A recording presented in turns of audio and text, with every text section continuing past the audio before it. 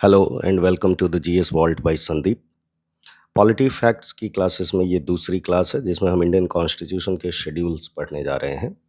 इससे पहले कि हम शेड्यूल समझें, सबसे पहले तो ये समझ लें कि हमारे संविधान में क्या-क्या दिया गया है। आप इमेजिन करिए कि कोई भी एक बुक हो, जैसे मान लीजिए कि कोई भी एक बुक पढ़ते हैं, कोई फेमस बुक हो, कोई नॉर्मल बुक हो, कोई नॉवेल हो, किसी लेखक ने लिखा हो, तो किसी भी बुक की शुरुआत से पहले हम देखते हैं कि उस बुक में सबसे पहले एक पोर्शन होता है जिसको हम उस बुक का इंट्रोडक्शन कहते हैं या इंट्रोडक्शन या कुछ केसेस में उसी को हम एक्नॉलेजमेंट कहते हैं, हिंदी में भूमिका कह लेते हैं। तो किसी भी बुक में जो है आमतौर पे एक एक्नॉलेजमेंट या एक इंट्रोडक्शन होता है जिसमें लेखक ये बताता है या राइटर या ऑथर ये बताता है कि बुक के पीछे का उद्देश्य क्या है, पर्पस क्या है, क्यों लिखा गया है और क्या कहना चाहता है, ओवरऑल एटीट्यूड क्या है बुक का और मतलब लेखक क्या कन्वे करना चाहता है। तो वो सारी चीज़ें इंट्रोडक्शन में दी गई रहती हैं। उसके बाद हम किसी भी बुक को नॉर्मली कई सारे चैप्टर्स में बाँटते हैं। नॉर्मली चैप्टर्स कहते हैं या कुछ केसेस में उन्हीं को लेसन कहते हैं। आप देखोगे कि मैथिली शरण गुप्त लिखते हैं तो साकेत में उसको सर्ग कहते हैं और जब रामचरितमानस तुलसीदास लिखते हैं तो उसी को कांड कहते हैं। तो ऐसे चैप्टर्स को कई सारे नामों से हम देख सकते हैं कि फॉर एग्ज़ाम्पल आप देखेंगे कि इंट्रोडक्शन के बाद फिर चैप्टर्स मिलते हैं या लेसन्स मिलते हैं या उसी को आप सर्ग कह सकते हैं या कांड कह सकते हैं, किसी भी तरीके से। और हर चैप्टर या लेसन में आप देखते हैं कि पैराग्राफ्स होते हैं, टेबल्स होते हैं और बाकी चीज़ें हम देखेंगे कि जैसे फिगर्स होते हैं, डायग्राम्स होते हैं, तो ऐसे चलती है बुक। और जब कोई भी बुक समाप्त हो जाती है तो एक लेखक जो है या एक ऑथर जो है, वो लास्ट में कुछ ऐसी चीज़ें जो मेन स्टोरी लाइन थी, उसका पार्ट नहीं था, उन सारी चीज़ों को लास्ट में जोड़ दिया जाता है बुक के साथ और इस सेक्शन को हम अपेंडिक्स कहते हैं या हिंदी में इसके लिए एक शब्द है कि इसको हम परिशिष्ट कहते हैं। तो आमतौर पे किसी भी बुक का स्ट्रक्चर ऐसा ही होता है कि इंट्रोडक्शन होता है, उसके बाद जो है मेन स्टोरी लाइन शुरू होती है, उसमें चैप्टर्स होते हैं, चैप्टर्स होते हैं या लेसन्स होते हैं और फिर उसमें पैराग्राफ्स होते हैं, इमेजेस होती हैं, वगैरह-वगैरह ये सारी चीज़ें होती हैं। तो सेम इसी ढर्रे पे अगर हम हमारे कॉन्स्टिट्यूशन को रख लें, तो हम देखते हैं कि हमारा कॉन्स्टिट्यूशन भी कुछ इसी प्रकार से लिखा गया है कि इनफैक्ट कॉन्स्टिट्यूशन जो है, वो भी एक किसी बुक की ही तरह है और इस बुक में भी ढेर सारे पार्ट्स मिलेंगे, ढेर सारे चैप्टर्स मिलेंगे, अपेंडिक्स मिलेगा और साथ ही साथ हम देखेंगे कि अपेंडिक्स और पार्ट के अलावा इसमें आर्टिकल्स मिलेंगे, है ना? जिनको हम पैराग्राफ का समझ सकते हैं। तो जब हमारा कॉन्स्टिट्यूशन शुरू होता है, तो कॉन्स्टिट्यूशन की शुरुआत में एक प्रिएम्बल मिलता है ना? प्रिएम्बल का पर्पस क्या है? तो कॉन्स्टिट्यूशन का पर्पस बताना, एम्स बताना, एस्पिरेशंस बताना, गोल्स क्या हैं, हमारे टारगेट्स क्या हैं, ये बताना प्रिएम्बल का पर्पस है। उसके बाद हम देखते हैं कि हमारे कॉन्स्टिट्यूशन को कई सारे पार्ट्स में बाँटा गया। तो पार्ट्स को हम बेसिकली चैप्टर्स कह सकते हैं या किसी भी बुक के तरीके, इनको हम चैप्टर्स कह सकते हैं। हालाँकि इसमें एक चीज़ ध्यान रखना होगा कि पार्ट्स जो हैं, ये फर्दर चैप्टर्स में बँटे हुए दिखाई पड़ते हैं। यानी कि कॉन्स्टिट्यूशन के जो पार्ट्स हैं, इनमें भी चैप्टर्स हो सकते हैं। इनमें भी चैप्टर्स हो सकते हैं, है ना? तो एक पार्ट होगा, पार्ट कई चैप्टर्स में बँटे होते हैं और बेसिकली ये चैप्टर्स जो होते हैं, ये ये पार्ट्स जो होते हैं, ये आर्टिकल्स में बँटे होते हैं। यानी पार्ट्स होते हैं, चैप्टर्स होते हैं, आर्टिकल्स होते हैं, है ना?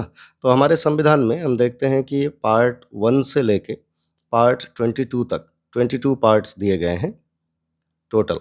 22 पार्ट्स दिए गए हैं और इन पार्ट्स में अलग-अलग पार्ट्स के अलग-अलग चैप्टर्स हो सकते हैं कि जैसे चैप्टर 1 हो सकता है, चैप्टर 2 हो सकता है, चैप्टर 3 हो सकता है, 4 हो सकता है। बस ये ध्यान रखना है कि ये पार्ट्स तो सीरीज़ से सीरियल वाइज़ चलते हैं कि part 1, part 2, part 3, part 4, part 4A ऐसे करके ये क्रम से चलते हैं, सीरियल वाइज़ चलते हैं और पार्ट 22 तक पहुँचते हैं। लेकिन चैप्टर्स का ऐसा कोई क्रम नहीं होता। हर पार्ट जो है 1-2 चैप्टर्स में बँटा हो सकता है। फिर फर्दर जो दूसरे पार्ट में आएँगे तो वहाँ प चैप्टर्स फिर से 1-2 ऐसे शुरू होंगे। और हर पार्ट या चैप्टर्स जो हैं हम देखते हैं कि आर्टिकल्स में बँटे होते हैं। आर्टिकल कहने का मतलब कि जो संविधान में एक्चुअल रूल्स दिए गए हैं, जो एक्चुअल प्रोविजंस दिए गए हैं, उनको हम आर्टिकल्स कहते हैं।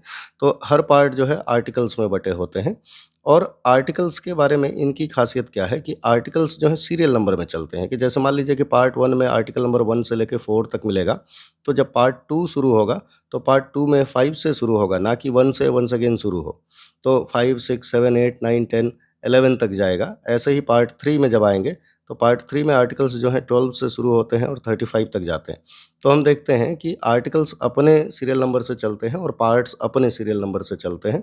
बीच में कहीं कोई रुकता नहीं है या फिर से शुरू होने वाला सिस्टम नहीं है। जबकि चैप्टर्स के साथ ऐसा नहीं है। चैप्टर्स जो हैं हर पार्ट में 1, 2, 3, 4 ऐसे बँटे होंगे। नया पार्ट में अगर चैप्टर आएगा तो फिर से वो 1, 2, 3, 4 ऐसे शुरू होगा। तो चैप्टर्स पे हम बहुत ज़्यादा फ़ोकस नहीं करते, बहुत रेयर ही चैप्टर्स पे सवाल आते हैं। बट इतना ध्यान रखना है कि जो सवाल बनते हैं वो ज़्यादातर पार्ट्स पे बनते हैं और आर्टिकल्स पे बनते हैं। एक बार जब ये सारे पार्ट समाप्त हो जाते हैं, अच्छा आर्टिकल्स कहाँ तक जाते हैं? तो आर्टिकल्स जो हैं आर्टिकल नंबर 395 तक जाते हैं। 1 से शुरू होके आर्टिकल नंबर 395 तक ये आर्टिकल्स जो हैं, तो ध्यान रखेंगे कि एक बार जब ये आर्टिकल समाप्त हो जाता है, तो जैसे किसी भी बुक के लास्ट में अपेंडिक्स दिया होता है, वैसे ही हमारे संविधान के भी लास्ट में जब ये आर्टिकल समाप्त हो जाते हैं, तो कुछ एक्स्ट्रा इन्फॉर्मेशन दी गई है जिनको हम शेड्यूल्स कहते हैं। इस एक्स्ट्रा इन्फॉर्मेशन को शेड्यूल्स कहते हैं, जिसमें स्पेसिफिक किसी एक चीज़ से जुड़ी हुई डिटेल्ड इन्फॉर्मेशन दी गई है और ये शेड्यूल्स जो हैं 1 से लेके 12 तक चलते हैं। 1 से लेके 12 तक चलते हैं। क्लियर है? तो अच्छा इसमें एक चीज़ और जानना है कि एक दूसरा पेज लेते हैं हम लोग, इसको समझने का प्रयास करते हैं, फिर उसके बाद मैं एक्चुअल शेड्यूल्स बताता हूँ आपको। जैसे मान लीजिए कि जिस दिन हमारा संविधान एनफ़ोर्स हुआ या जिस दिन हमारा संविधान लागू हुआ, डेट क्या थी? तो 26 जनवरी 1950, 26 जनवरी 1950 ये डेट थी जिस दिन हमारा संविधान जो है इट केम इंटू फ़ोर्स। और आज के समय में, आज की डेट अगर मान लीजिए कि फॉर एग्ज़ाम्पल अगर ये जुलाई 2026 चल रहा है, तो जिस दिन हमारा संविधान लागू हुआ, है ना? इट केम इंटू फ़ोर्स, उस दिन हमारे संविधान में एक प्रिएम्बल था। उस दिन हमारे संविधान में एक प्रिएम्बल था। अब प्रिएम्बल कहने का मतलब कि प्रस्तावना कहते हैं इसको हिंदी में। एक प्रिएम्बल हुआ करता था। ये प्रिएम्बल आज भी है ना? उस समय भी था, आज भी है। और ध्यान रखना है कि इस प्रिएम्बल में एक अमेंडमेंट हुआ है अभी तक, एक अमेंडमेंट हुआ है। और ये कौन-सा अमेंडमेंट था? तो 42nd अमेंडमेंट था। 42nd amendment 1976। एक ही बार जो है ये अमेंडमेंट हुआ है, इसको ऐसे समझ लेंगे कि एक ही बार जो है इस पार्ट में अमेंडमेंट हुआ है। और कौन-सा अमेंडमेंट था? 42nd अमेंडमेंट 1976 में। और इस अमेंडमेंट के माध्यम से प्रिएम्बल में 3 वर्ड्स जोड़े गए थे। 3 वर्ड्स जोड़े गए थे। एक वर्ड था हमारा सोशलिस्ट, दूसरा वर्ड था सेक्युलर और तीसरा वर्ड था इंटीग्रिटी। तो इस अमेंडमेंट के माध्यम से हमारे कॉन्स्टिट्यूशन में 3 वर्ड्स जोड़े गए थे, सोशलिस्ट, सेक्युलर एंड इंटीग्रिटी, ये ध्यान रखना है। उसके बाद हम आते हैं कि जब हमारा संविधान लागू हुआ तो हमारे संविधान में पार्ट्स कितने थे? कॉन्स्टिट्यूशन में पार्ट्स कितने थे? तो उस समय 22 पार्ट्स थे। आज के समय में 25 पार्ट्स होते हैं हमारे कॉन्स्टिट्यूशन में। अच्छा, उस समय जब कॉन्स्टिट्यूशन लागू हुआ तो उस समय आर्टिकल्स कितने थे हमारे कॉन्स्टिट्यूशन में? तो ध्यान रखेंगे कि 395 आर्टिकल्स थे। आज के समय में कुछ केसेस में 448 कहा जाता है, लक्ष्मीकांत जो है अराउंड 470 कहते हैं। तो आप जब क्वेश्चन आएगा इससे रिलेटेड तो ऑप्शंस को ध्यान से देखेंगे, उसके हिसाब से सेलेक्ट करेंगे। अच्छा, जब हम शेड्यूल्स की बात करते हैं तो हमारे कॉन्स्टिट्यूशन में जिस दिन ये लागू हुआ, उस दिन शेड्यूल्स 8 थे। आज के समय में there are 12 schedules in the Constitution of India. और फिर देखेंगे हम, इसका मतलब अगर इतने सारे चेंजेस हुए हैं तो ढेर सारे अमेंडमेंट्स भी हुए होंगे। तो अगर हम अमेंडमेंट्स की बात करें तो हमारे कॉन्स्टिट्यूशन में पहला अमेंडमेंट जो है, फर्स्ट अमेंडमेंट, ये 1951 में ही हो गया था। फर्स्ट अमेंडमेंट 1951 में था और इसने बेसिकली जो है आर्टिकल नंबर 15 को अमेंड किया था, आर्टिकल नंबर 19 में अमेंडमेंट किया था और आर्टिकल नंबर 31 में अमेंडमेंट किया था, जो फर्स्ट अमेंडमेंट एक्ट था 1951 का। आज के समय में अगर हम टोटल अमेंडमेंट्स की बात करेंगे तो आज के समय में टोटल, है ना, जो लेटेस्ट अमेंडमेंट है वो है हमारा 106th अमेंडमेंट। इसको नारी शक्ति वंदन अधिनियम भी कहा गया है, नारी शक्ति वंदन अधिनियम भी कहा गया था। और बेसिकली ये था क्या? तो इसके माध्यम से, है ना, थ्रू दिस अमेंडमेंट एक्ट 2023 में आया था, ये ध्यान रखेंगे कि और इस अमेंडमेंट के माध्यम से लेजिस्लेचर्स में, कौन से लेजिस्लेचर्स की बात कर रहे हैं? तो union as well as state legislatures. Union कहने का मतलब हम पार्लियामेंट की बात कर रहे हैं, पार्लियामेंट, या कह लें कि लोकसभा की बात कर रहे हैं, लोकसभा की बात कर रहे हैं। और स्टेट्स की बात करते हैं तो स्टेट्स में फॉर एग्जांपल लेजिस्लेटिव असेंबलीज जो पाई जाती हैं, इनमें वुमेन के लिए रिजर्वेशन देने का प्रोविज़न किया गया है इसमें, लेजिस्लेटिव असेंबलीज़ की बात कर रहे हैं। इसमें जो है 1/3 सीट्स जो हैं रिज़र्व की जा रही हैं for women, seats reserved for women. तो ये नारी शक्ति वंदन अधिनियम था 2023 का। इसको हम वुमेन्स रिजर्वेशन बिल भी कह सकते हैं इन द लेजिस्लेचर्स। तो ये ध्यान रखेंगे कि ये एक बेसिक फैक्ट्स हो गए जो आपको ध्यान रखना है। अच्छा, यहाँ एक चीज़ और ध्यान रखना है कि ऐसे ही इतने से काम नहीं बनेगा। एक एक और बहुत बेसिक चीज़ और इम्पॉर्टेंट चीज़ ध्यान रखनी है कि आज भी अगर आपसे पूछा जाए कि लास्ट पार्ट कौन-सा है, तो आप बताओगे कि 22nd है। लास्ट आर्टिकल कौन-सा है, तो आप बताओगे कि 395 है। लेकिन लास्ट शेड्यूल अगर आपसे पूछा जाएगा तो आप बताओगे कि 12th शेड्यूल है। अच्छा, ये क्यों हो गया कि हम कह रहे हैं कि टोटल 25 पार्ट्स हैं लेकिन फिर भी लास्ट पार्ट जो है 22nd है।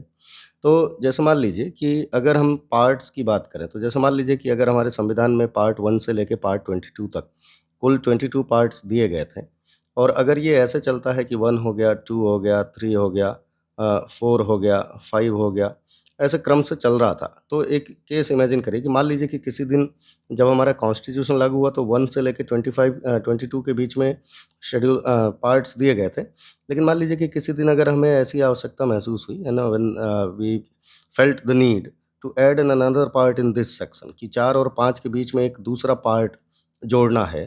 तो ऐसे केस में अगर हम 4 के और 5 के बीच में नया पार्ट जोड़ते और उसको उसकी नंबरिंग अगर 4 कर देते, तो या सॉरी नंबरिंग अगर उसकी हम 5 कर देते, है ना? तो 4 के बाद 5 ही आएगा। तो अगर इसकी नंबरिंग जो नया वाला है उसकी नंबरिंग 5 कर देते तो जो पुराना वाला 5 था, वो अब 6 हो जाता, और जो पुराना वाला 6 रहा होगा, वो अब 7 हो जाता।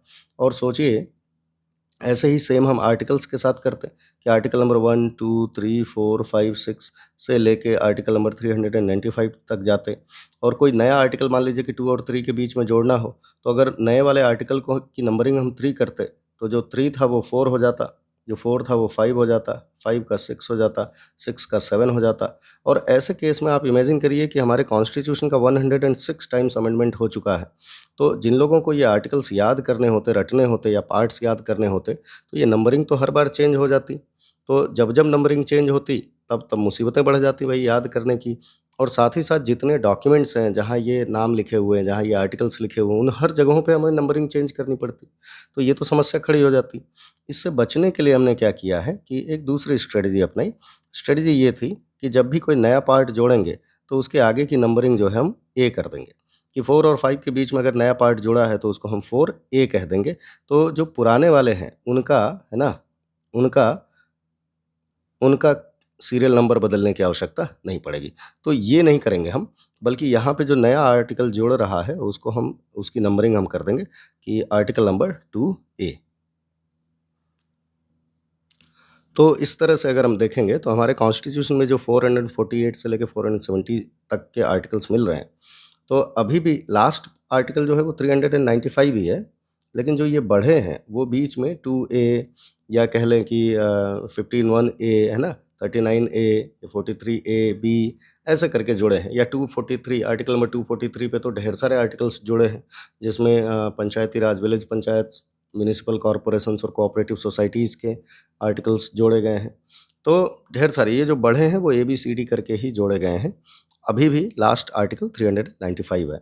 वैसे ही लास्ट पार्ट अभी भी 22nd है और टोटल पार्ट्स जो है 25 है। लेकिन शेड्यूल्स के केस में लास्ट जो है वो 12 हो गया है। क्यों? क्योंकि शेड्यूल्स में बीच में नहीं जोड़ा गया है, शेड्यूल्स के लास्ट में जोड़ा गया कि 1, 2, 3, 4 करते हुए जब 8 तक पहुँचे, तो उसके बाद हमने फिर 9th शेड्यूल जोड़ दिया, फिर 10th शेड्यूल जोड़ दिया, फिर 11th शेड्यूल जोड़ा और फिर 12th शेड्यूल जोड़ा।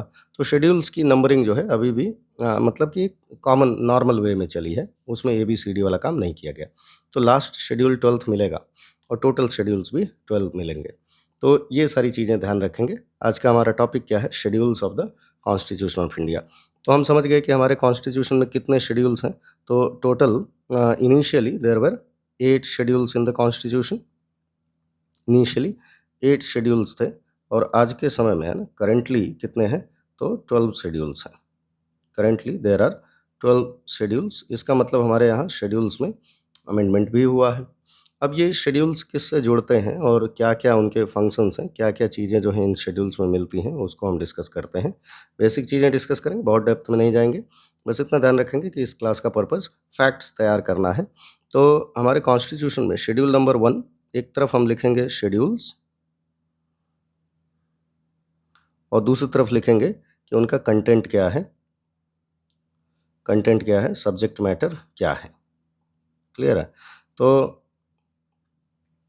सब्जेक्ट मैटर, कंटेंट या सब्जेक्ट मैटर क्या है इनका। तो पहली चीज़ ये कि अगर हम शेड्यूल नंबर 1 की बात करेंगे तो शेड्यूल नंबर 1 में यूनियन एंड इट्स टेरिटरी बताया गया है।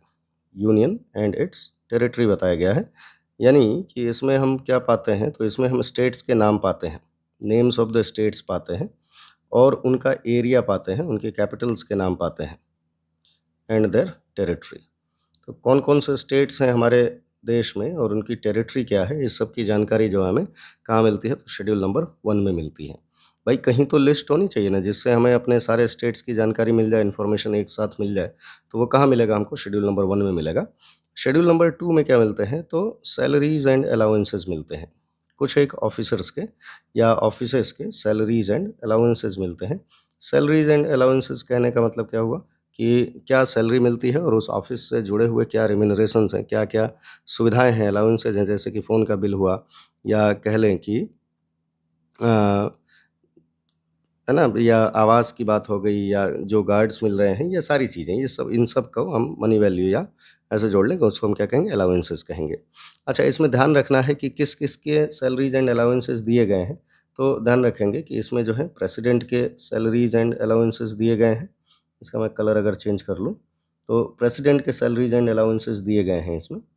उसके अलावा जो है गवर्नर्स के सैलरीज़ एंड अलाउंसेस दिए गए हैं। ध्यान रखिएगा कि इसमें वाइस प्रेसिडेंट नहीं दिया गया है, क्योंकि वाइस प्रेसिडेंट की जो सैलरी है वो वाइस प्रेसिडेंट की नहीं होती, बल्कि as a chairman of Rajya Sabha, है ना, एज अ चेयरमैन ऑफ ये मैं मतलब ऐसे लिख दे रहा हूँ अगर, है ना, तो इससे कंफ्यूज नहीं होना कि वाइस प्रेसिडेंट नाम नहीं दिया गया है, नाम नहीं है। ये ध्यान रखेंगे कि वाइस प्रेसिडेंट की हैसियत से उसको कोई सैलरी नहीं मिलती, अभी हम उसको चेयरमैन ऑफ राज्यसभा लिखेंगे। तो गवर्नर्स हैं, गवर्नर्स की सैलरी है। इसके अलावा हम देखेंगे कि speaker and deputy speaker of Lok Sabha, speaker and deputy speaker Lok Sabha का।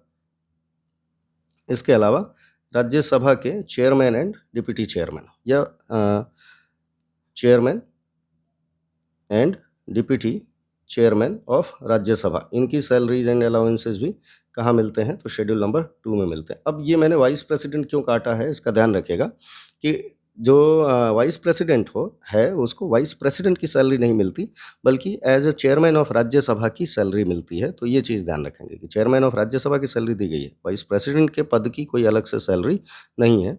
इसके अलावा जो है हम देखते हैं कि लेजिस्लेटिव असेंबलीज़ के स्पीकर्स एंड डिप्टी स्पीकर्स की सैलरी भी जो है इसमें दी गई है। लेजिस्लेटिव असेंबलीज़ के स्पीकर एंड डिप्टी स्पीकर की सैलरी जो है इसमें मिलती है। इसके अलावा किसी स्टेट में, कुछ स्टेट्स में हम देखते हैं कि लेजिस्लेटिव असेंबली के अलावा लेजिस्लेटिव काउंसिल्स भी होते हैं। तो लेजिस्लेटिव काउंसिल्स के भी चेयरमैन और डिप्टी चेयरमैन की, चेयरमैन एंड डिप्टी चेयरमैन की सैलरी जो है इसमें दी गई है, ये भी ध्यान रखेंगे। इसके अलावा हम देखते हैं कि इसमें जजेस, और जजेस कौन से जजेस, तो जजेस of supreme court and high court, इनके सैलरीज एंड अलाउंसेस भी इसमें दिए गए हैं। और लास्ट में ध्यान रखेंगे कि इसमें जो है CAG यानी कि controller and auditor general of India, इसकी भी सैलरीज एंड अलाउंसेज इसमें मेंशन किए गए हैं। अगर आपसे कभी सवाल पूछ लिया जाए कि प्रधानमंत्री यानी कि PM की सैलरी इसमें दी गई है या नहीं, तो आप कहेंगे कि नहीं, PM की सैलरी शेड्यूल नंबर 2 में नहीं दी गई है, ये ध्यान रखेंगे। नेक्स्ट आता है उसके बाद हमारा शेड्यूल नंबर 3। अब शेड्यूल नंबर 3 में क्या दिया गया है, ये ध्यान रखेंगे। शेड्यूल नंबर 3 में जो है ओथ एंड अफर्मेशन दिए गए हैं, ओथ्स एंड अफर्मेशंस दिए गए हैं। अब ओथ एंड अफर्मेशन क्या होता है, तो ये भी ध्यान रखेंगे कि ओथ क्या होते हैं।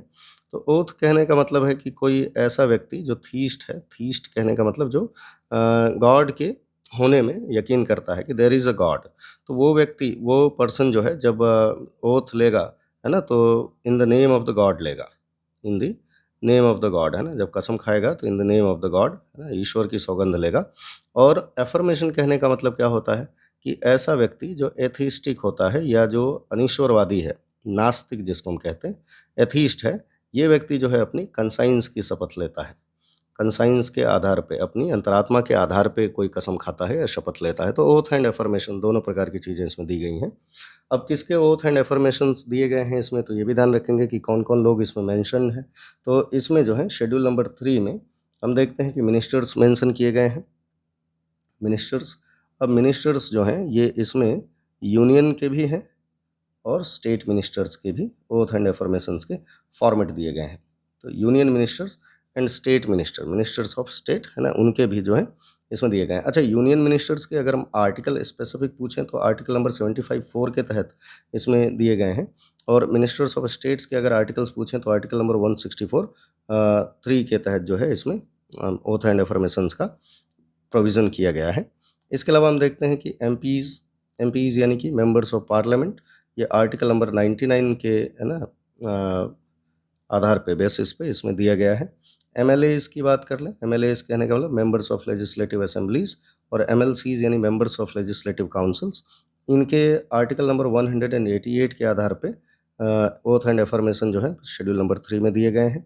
जजेस of supreme court as well as high courts, supreme court के जजेस के oath and affirmation article number 124(6) के आधार पे दिए गए हैं, और हाई कोर्ट्स के जजेस के oath and affirmation schedule number 3 में आर्टिकल नंबर 219 के तहत दिए गए हैं। तो ये आर्टिकल्स भी इंपॉर्टेंट हैं, कभी जब हम आर्टिकल्स पढ़ेंगे आगे की क्लासेस में, आर्टिकल्स भी मैं आपको बताऊंगा, तो उसको भी उसमें जो है ये सारा रिवीजन हम लोग करेंगे।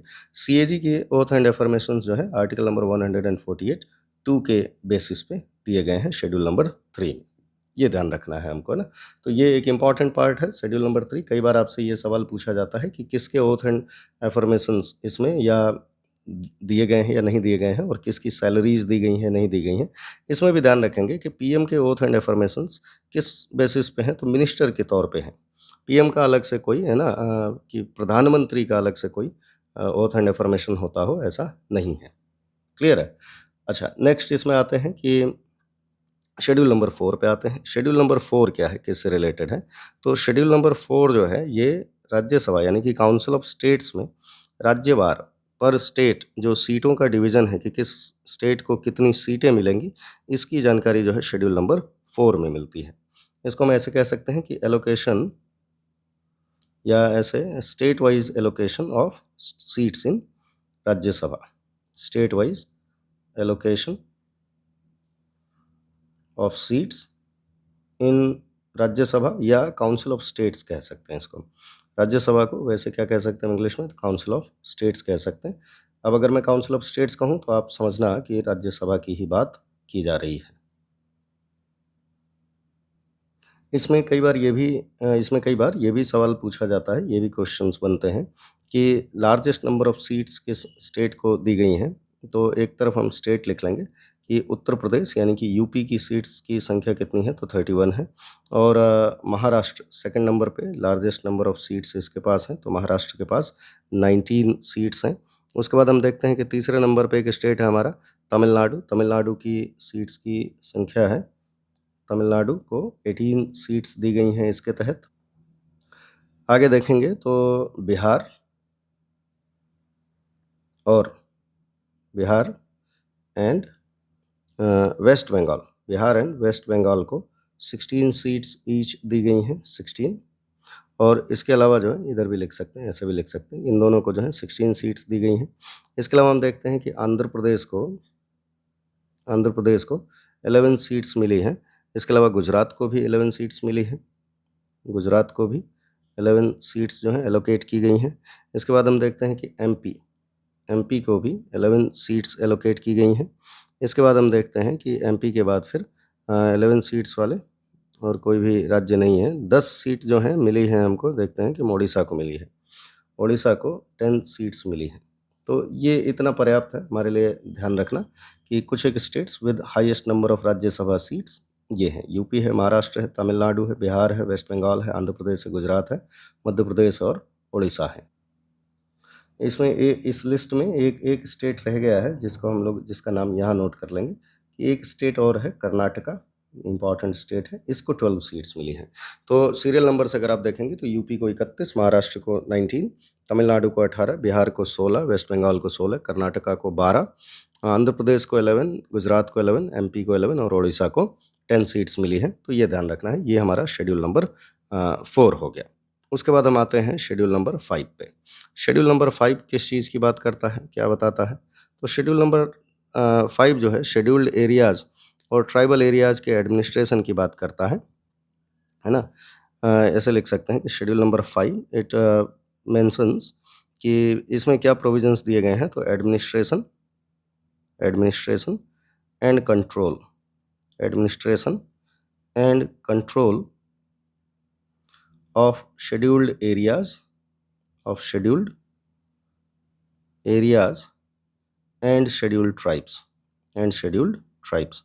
और इसमें भी ध्यान रखेंगे कि इसमें जो है इसमें प्रेसिडेंट जो है शेड्यूल्ड ट्राइब्स और से रिलेटेड और शेड्यूल्ड एरियाज़ की का डिक्लेरेशन कर सकता है। बाय ये नोटिफिकेशन प्रेसिडेंट तय करता है कि किस राज्य में कौन कौन से एरियाज़ जो हैं वो शेड्यूल्ड एरियाज़ हैं और उनका एडमिनिस्ट्रेशन जो है चीफ मिनिस्टर नहीं बल्कि गवर्नर के द्वारा किया जाता है। तो इसमें अगर हम देखें कि कितने ऐसे स्टेट्स हैं जो जहाँ पे शेड्यूल्ड एरियाज़ घोषित किए गए हैं या डिक्लेयर किए गए हैं, तो टोटल 10 स्टेट्स हैं जिसमें शेड्यूल्ड एरियाज़ जो हैं डिक्लेयर किए गए हैं। अगर इनकी एक लिस्ट बनाए तो कौन कौन सी ये स्टेट्स हैं, तो आंध्र प्रदेश है, आंध्र प्रदेश में शेड्यूल्ड एरियाज़ डिक्लेयर किए गए हैं, नोटिफाई किए गए हैं, है ना। इसके अलावा जो है तेलंगाना में शेड्यूल्ड एरियाज़ जो हैं नोटिफाई किए गए हैं। इसके अलावा हम देखते हैं कि झारखंड में शेड्यूल्ड एरियाज़ नोटिफाई किए गए हैं। झारखंड के अलावा जो है छत्तीसगढ़ में भी शेड्यूल्ड एरियाज़ हैं, छत्तीसगढ़। इसके अलावा हम देखते हैं कि गुजरात में भी, गुजरात का छत्तीसगढ़ उसी क्रम में अगर चले तो छत्तीसगढ़ के अलावा उड़ीसा में। उसके बाद फिर आते हैं हम गुजरात के बाद फिर हम आ जाएंगे राजस्थान, महाराष्ट्र और एमपी, महाराष्ट्र एंड एमपी। ये जो हैं एक साथ पड़ने वाले स्टेट्स हैं, इनमें भी शेड्यूल्ड एरियाज़ घोषित किए गए हैं, डिक्लेयर किए गए हैं। इसके बाद एक और स्टेट इसमें हम जोड़ सकते हैं, हिमाचल प्रदेश। कितने हो गए? तो 1 2 3 4 5 6 7 8 9 10, टोटल 10 स्टेट्स हैं जिनमें प्रेसिडेंट ने शेड्यूल्ड एरियाज़ नोटिफाई कर रखे हैं। तो इसके तहत क्या है कि ऑटोनोमस या कह लें कि डिस्ट्रिक्ट शेड्यूल्ड एरियाज़ में जो है डिस्ट्रिक्ट काउंसिल्स बनती हैं या ब्लॉक लेवल की काउंसिल्स बनती हैं जो मोर ऑटोनोमस होती हैं। उनके एडमिनिस्ट्रेशन से संबंधित जिम्मेदारी जो है वो गवर्नर की होती है, कुछ अधिक अधिकार दिए जाते हैं और एडमिनिस्ट्रेशन से रिलेटेड अलग रूल्स बनाए जाते हैं। बस इतना ध्यान रख लेना, अभी के लिए पर्याप्त है। उसके बाद हम आते हैं शेड्यूल नंबर 6 देखते हैं कि शेड्यूल नंबर 6 क्या है। देखिए इसमें हम लोग सिर्फ फैक्ट्स पढ़ रहे हैं इसलिए मैं उस डेप्थ में नहीं जाना चाहूँगा। शेड्यूल नंबर 6 क्या है? तो सेम चीज़ जो शेड्यूल नंबर 5 में है कि एडमिनिस्ट्रेशन ऑफ ट्राइबल एरियाज़, इसमें जो है इसमें भी एडमिनिस्ट्रेशन ऑफ ट्राइबल एरियाज़ दिए गए हैं। लेकिन किन ट्राइबल एरियाज़, किन स्टेट्स के ट्राइबल एरियाज़ की बात कर रहे हैं? तो एरियाज़ ऑफ 4 स्टेट्स। कौन कौन से स्टेट्स हैं इसमें? तो असम है, मेघालय है, Assam, Meghalaya, Tripura and Mizoram. In 4 states के शेड्यूल्ड एरियाज़ की जानकारी जो है शेड्यूल्ड एरियाज़ या ट्राइबल एरियाज़ के एडमिनिस्ट्रेशन से संबंधित जो प्रोविजंस हैं, है ना, रिलेटेड प्रोविजंस हैं, उनको शेड्यूल नंबर 6 में दिया गया है। उसके बाद हम देखते हैं कि शेड्यूल नंबर 7 जो है इसका फॉर्मेशन जो है आर्टिकल नंबर 246 के तहत हुआ है। ये सेंटर और स्टेट्स के बीच में लेजिस्लेटिव पावर्स का डिस्ट्रीब्यूशन करता है, यानी कि कौन से सब्जेक्ट्स पे स्टेट की लेजिस्लेचर कानून बना सकती है और कौन से सब्जेक्ट्स पे यूनियन लेजिस्लेचर यानी कि हमारी पार्लियामेंट कानून बना सकती है। ये रूल्स एंड है ना, ये सब्जेक्ट्स का जो डिवीज़न है ये शेड्यूल नंबर 7 में दिया गया है। और शेड्यूल नंबर 7 में जो है 3 लिस्ट दी गई हैं। 3 लिस्ट को हम यूनियन लिस्ट, स्टेट लिस्ट और कॉन्करेंट लिस्ट कहते हैं। तो ये 3 लिस्ट दी गई हैं। एक आपकी यूनियन लिस्ट है और एक जो है आपकी स्टेट लिस्ट है और एक लिस्ट है जिसको हम कॉन्करेंट लिस्ट कहते हैं। कुल कितने सब्जेक्ट्स दिए गए हैं इन लिस्ट्स में, तो ये भी ध्यान रखेंगे। अच्छा, हम लोगों ने सोर्सेज में पढ़ा था कि कॉन्करेंट लिस्ट जो है किस देश के संविधान से लिया गया है, तो जब आप वीडियो देखेंगे तो कमेंट में बताइएगा मुझे। यूनियन लिस्ट में करंट स्टेटस और इनिशियल, तो इनिशियली जो है इसमें 97 सब्जेक्ट्स थे और आज के समय में यूनियन लिस्ट में 100 सब्जेक्ट्स हैं। जब स्टेट लिस्ट की बात करते हैं तो इसमें जो है करंटली 61 सब्जेक्ट्स हैं और इनिशियली 66 सब्जेक्ट्स थे। कॉन्करेंट लिस्ट में करंटली जो है 52 सब्जेक्ट्स हैं और इनिशियली जो है इसमें 47 सब्जेक्ट्स थे, ये ध्यान रखेंगे। और एक चीज़ और ध्यान रखेंगे कि किस आर्टिकल के तहत इसका फॉर्मेशन हुआ है, तो आर्टिकल नंबर 246 के तहत इस लिस्ट का फॉर्मेशन हुआ है, इन लिस्ट का, या ये डिस्ट्रीब्यूशन किया गया है। इसके अलावा एक चीज़ और ध्यान रखेंगे कि इसमें कई सारे अमेंडमेंट्स हुए हैं, लेकिन एक बहुत इंपॉर्टेंट अमेंडमेंट रहा हमारा 42nd अमेंडमेंट। और ये कब हुआ, तो 42nd अमेंडमेंट 1976 में किया गया। इस 42nd अमेंडमेंट के द्वारा या इसके थ्रू जो है स्टेट लिस्ट से 5 सब्जेक्ट्स जो हैं were transferred from state list to the concurrent list, है ना। 5 सब्जेक्ट्स जो हैं ट्रांसफ़र कर दिए गए, transferred from state to concurrent list, है ना, स्टेट टू कॉन्करेंट लिस्ट कर दिए गए थे। और ये कौन कौन से 5 सब्जेक्ट्स थे जो स्टेट लिस्ट से कॉन्करेंट लिस्ट में ट्रांसफ़र कर दिए गए थे, तो ये जो है आपके, एक तो एजुकेशन, ये पहले स्टेट लिस्ट का पार्ट था, अब जो है ये कॉन्करेंट लिस्ट में मिलता है। दूसरे नंबर पे हम कहते हैं, दूसरे नंबर पे कौन सा सब्जेक्ट, तो फॉरेस्ट्स, ये भी स्टेट लिस्ट का पार्ट था। 1976 में इसको कॉन्करेंट लिस्ट का हिस्सा बना दिया गया। उसके बाद weights and measures, weights and measures ये कॉन्करेंट लिस्ट में डाल दिया गया ताकि पूरे कंट्री में, all over the country, measurement के जो स्टैंडर्ड्स हैं वो एक जैसे हो जाएं, यूनिफॉर्म हो जाएं। इसके अलावा हम देखते हैं कि protection of wild animals and birds, wild animals and birds, ये भी जो है पहले स्टेट लिस्ट में था, इसको जो है अब कॉन्करेंट लिस्ट में डाल दिया गया है, तो ये भी ध्यान रखेंगे, वाइल्ड एनिमल एंड बर्ड्स। इसके अलावा लास्ट में administration of justice, administration of justice, ध्यान रखिएगा कि मैं किसी दिन जो है इन तीनों लिस्ट में, यूनियन लिस्ट, स्टेट लिस्ट और कॉन्करेंट लिस्ट में कौन कौन से सब्जेक्ट्स हैं, ये 100 सब्जेक्ट्स, 61 सब्जेक्ट्स और 52 सब्जेक्ट्स, इनकी भी एक लिस्ट बना के इसमें पॉलिटी फैक्ट्स में डाल दूंगा, क्योंकि उससे भी ढेर सारे क्वेश्चंस बनते हैं कि कौन सा सब्जेक्ट किस लिस्ट में है या कौन सा सब्जेक्ट किस लिस्ट में नहीं है। तो वो मेहनत भी मैं किसी दिन कर दूंगा। तब तक के लिए अभी इस वीडियो को एंजॉय करिए। तो शेड्यूल नंबर 7 देख लिया हम लोगों ने। उसके बाद आता है हमारा शेड्यूल नंबर 8। कॉन्स्टिट्यूशन का शेड्यूल नंबर 8 जो है ये ऑफिशियल लैंग्वेजेस से जुड़ा हुआ है। ऑफिशियल लैंग्वेजेस कहने का मतलब क्या हुआ कि भारत में कौन कौन सी भाषाएं हैं जिनको हमारा संविधान रिकॉग्नाइज करता है, उनकी लिस्ट दी गई है। लैंग्वेजेस कह सकते हैं, ये दिए गए हैं शेड्यूल नंबर 8 में। अच्छा, इसमें भी ध्यान रखना है हमको कि इसमें जो है शुरुआत में टोटल 14 लैंग्वेजेस हुआ करती थी। आज के समय में करंटली जो है इसमें 22 लैंग्वेजेज हैं, है ना। तो ऐसे लिख लेंगे कि initially there were 14 languages but currently there are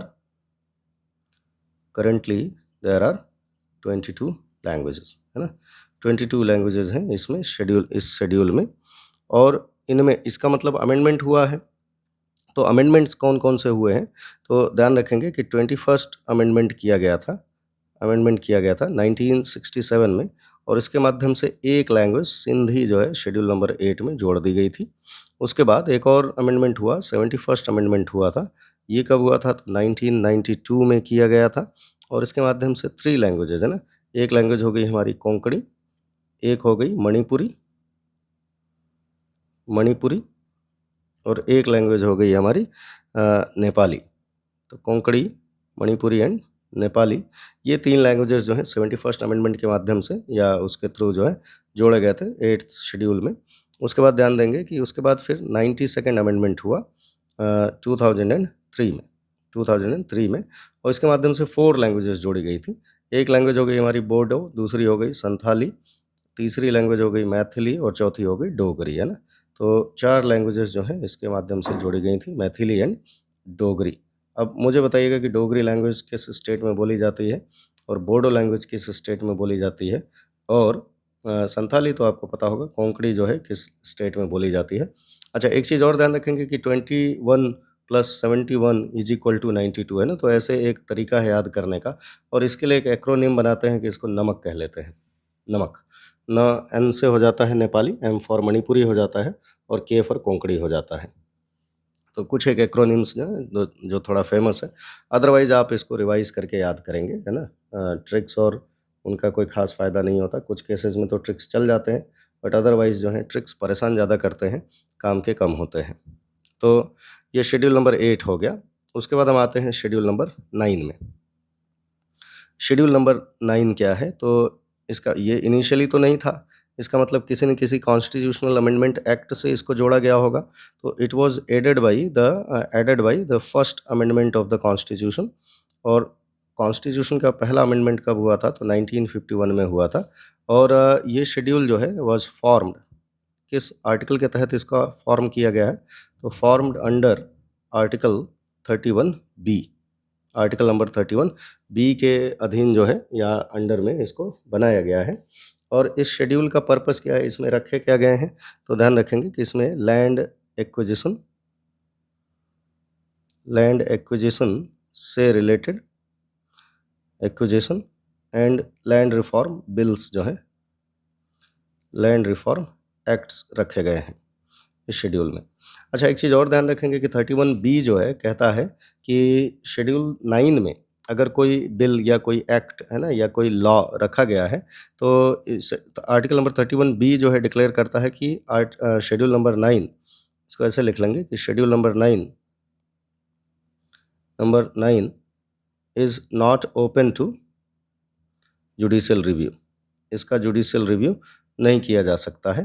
तो ये 31 बी में कहा गया था, और इसीलिए इन लॉज़ को या इन कानूनों को इस शेड्यूल में रखा गया ताकि उनका जुडिशियल रिव्यू ना हो सके। और ये जो है, इसको मैं काट देता हूँ, जुडिशियल रिव्यू। तो इसीलिए कुछ कानूनों को इसमें रखा गया, कुछ लॉज़ को इसमें रखा गया ताकि उनका जुडिशियल रिव्यू ना हो सके और उनको कोर्ट में चैलेंज ना किया जा सके। क्योंकि अगर कोर्ट में चैलेंज करते तो आर्टिकल नंबर 31 के तहत ऐसे लैंड एक्विजिशन, यानी कि किसी की ज़मीन जो है अधिग्रहण कर लिया, एक्वायर कर लिया सरकार ने, ज़बरदस्ती अगर एक्वायर कर लिया है, तो आर्टिकल नंबर 31 के तहत राइट टू प्रॉपर्टी का वायलेशन था। उससे बचने के लिए कि मामला सुप्रीम कोर्ट में ना जाए, शेड्यूल नंबर 9 बनाया गया आर्टिकल नंबर 31 बी के तहत। और उसमें लिखा गया कि शेड्यूल नंबर 9 में जो लॉ होगा, जो भी बिल्स होंगे या एक्ट्स होंगे, उनको कोर्ट्स में चैलेंज नहीं किया जा सकता है। लेकिन एक और चीज़ इसमें इम्पॉर्टेंट ध्यान रखेंगे कि एक केस हुआ था जिसको हम आई.आर. कोल्हू केस कहते हैं, है ना। आई.आर. कोल्हू केस कहते हैं, या आई.आर. कोल्हू versus state of Tamil Nadu case कहते हैं। और ये केस जो है 2007 का था। इसके तहत सुप्रीम कोर्ट ने कहा कि laws placed in schedule number 9, कि शेड्यूल नंबर 9 में ऐसे जितने भी लॉ हैं जो 24 अप्रैल, है ना, 1973 के बाद रखे गए हैं, उनका जुडिशियल रिव्यू हो सकता है। तो after 24 April 1973 can be challenged, है ना। तो अब जो स्टेटस है इसका, कि इसमें अगर कोई अभी नया लॉ रखा जाता है तो उसको चैलेंज किया जा सकता है। तो उसकी जो यूटिलिटी थी शेड्यूल नंबर 9 की, वो अब ख़त्म हो गई है। लेकिन फिर भी जो पुराने लॉ रखे गए हैं, यानी कि 24 अप्रैल 1973 के पहले के जो कानून रखे गए हैं, उनको चैलेंज नहीं किया जा सकता। और ये डेट क्यों? तो बस ध्यान रखिएगा कि इसी डेट को केशवानंद भारती केस का जजमेंट आया था। Kesavananda Bharati case was decided, है ना। केस का जजमेंट आया था इसी डेट को। इसलिए इस डेट को जो है, क्योंकि उसी दिन जो है बेसिक स्ट्रक्चर का कॉन्सेप्ट आया, तो जुडिशियल रिव्यू एक बेसिक स्ट्रक्चर है। तो जिस दिन बेसिक स्ट्रक्चर का और जुडिशियल रिव्यू एक बेसिक स्ट्रक्चर है, इसका कॉन्सेप्ट आया, उससे पहले के लॉ को चैलेंज नहीं किया जा सकता, लेकिन उसके बाद के लॉ को चैलेंज किया जा सकता। तो ये लॉजिक है सुप्रीम कोर्ट का। आगे देखते हैं शेड्यूल नंबर 10 क्या है, किससे रिलेटेड है। तो शेड्यूल नंबर 10 जो है, ये इसको हम एंटी डिफेक्शन लॉ से रिलेटेड है। एंटी डिफेक्शन लॉ कहने का मतलब, जिसको हम दल बदल कानून कहते हैं, कि अगर कोई पार्लियामेंट का मेंबर है या किसी स्टेट लेजिस्लेचर का मेंबर है, वो एक बार इलेक्टेड हो जाने के बाद, है ना, after his election if he changes his party, then his membership of that house और that legislature will be nullified, है ना। उसका जो ये मेंबरशिप है वो रद्द किया जा सकता है। इसी को हम एंटी डिफेक्शन लॉ कहते हैं। और ध्यान रखेंगे कि ये किस अमेंडमेंट से आया था शेड्यूल नंबर 10, तो 52nd अमेंडमेंट 1985 के, है ना, माध्यम से आया था। उसके बाद हम आते हैं शेड्यूल नंबर 11 पे। शेड्यूल नंबर 11 जो है ये जुड़ा हुआ है विलेज पंचायत पे या पंचायती राज से जुड़ा हुआ है। तो ये जो है पंचायती राज से जुड़ा हुआ है, पंचायती राज या जिसको हम विलेज पंचायत कह सकते हैं, ग्राम पंचायत कह सकते हैं, इससे जुड़ा हुआ है। और ध्यान रखेंगे कि ये जो है ना कब आया था, तो ये 73rd अमेंडमेंट 1992 के माध्यम से इसमें जोड़ा गया था। और इस शेड्यूल में विलेज पंचायत्स को 29 सब्जेक्ट्स दिए गए हैं, है ना, टू एडमिनिस्टर और to legislate. Panchayats have been given, देखेंगे, हैव बीन गिवन 29 सब्जेक्ट्स। कितने सब्जेक्ट्स दिए गए हैं, तो 29 सब्जेक्ट्स दिए गए हैं विलेज पंचायत्स को। उसके बाद हम आते हैं शेड्यूल नंबर 12 पे। Schedule number 12 is related with municipalities, जिनको हम नगर पालिकाएँ कह देते हैं, तो म्यूनिसिपैलिटीज़ से जुड़ी हुई हैं। और म्यूनिसिपैलिटीज़ को नंबर ऑफ़ सब्जेक्ट्स कितने दिए गए हैं, तो 18 सब्जेक्ट्स दिए गए हैं इसके तहत एडमिनिस्टर करने को। तो 18 सब्जेक्ट्स दिए गए हैं, ये ध्यान रखेंगे। और 12th शेड्यूल जो है ये 74th अमेंडमेंट के द्वारा जो है लाया गया था, 74th अमेंडमेंट एक्ट 1992 में। अच्छा, एक चीज़ और ध्यान रखेंगे कि ये दोनों अमेंडमेंट्स जो हैं दे केम इनटू फोर्स, है ना, वेयर फोर्स्ड या इन्फोर्स्ड ऑन 24th अप्रैल 1993। तो कई बार ये 1992 ना लिख के 1993 भी लिखा मिलेगा, तो उससे कंफ्यूज नहीं होंगे। और इसी से एक चीज़ और निकल के आती है कि मान लीजिए आपसे कभी पूछ लिया जाए कि पंचायती राज दिवस कब मनाया जाता है, पंचायती राज दिवस, है ना, पंचायती राज डे कब मनाया जाता है, तो आप बताएंगे कि 24th ऑफ अप्रैल। अब इसका सिग्निफिकेंस समझ गए होंगे कि क्यों 24th ऑफ अप्रैल, क्योंकि इसी दिन जो है 73rd एंड 74th अमेंडमेंट जो हमारे कॉन्स्टिट्यूशन का है उसको इन्फोर्स किया गया था, उसको लागू किया गया था या इम्प्लीमेंट किया गया था। तो ये हमारी आज की क्लास थी शेड्यूल्स की, और उम्मीद है कि इस क्लास से आपको कुछ बेनिफिट होगा, कुछ फ़ायदा होगा, कुछ समझेंगे, कुछ फैक्ट्स तैयार हो जाएंगे, जिससे जो है आप आगे के अपने पेपर्स में इस तरीके के अगर फैक्चुअल सवाल आते हैं शेड्यूल से रिलेटेड, तो उसको आप आसानी से सॉल्व कर पाएंगे। तो क्लास देखने के लिए बहुत बहुत धन्यवाद। और क्लास पसंद आई हो तो लाइक और सब्सक्राइब ज़रूर करिए, ताकि हमारा उत्साह बढ़ता रहे। बाकी नेक्स्ट डे फिर कोई ऐसा ही फैक्चुअल वीडियो लेके फिर आपके सामने हाजिर होंगे। तब तक के लिए बहुत बहुत धन्यवाद।